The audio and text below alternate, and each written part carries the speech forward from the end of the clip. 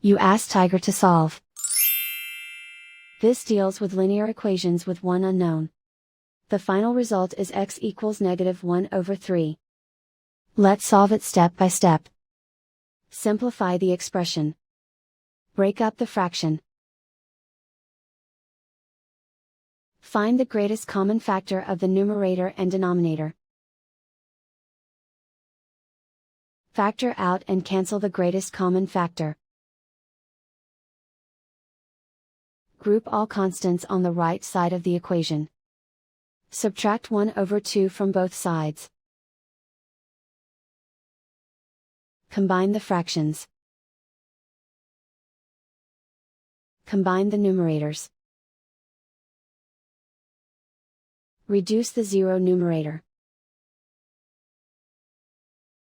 Simplify the arithmetic. Find the lowest common denominator. Multiply the denominators. Multiply the numerators. Combine the fractions. Combine the numerators. Isolate the x. Multiply both sides by 6. Group like terms. Multiply the coefficients. Simplify the fraction. Multiply the fractions.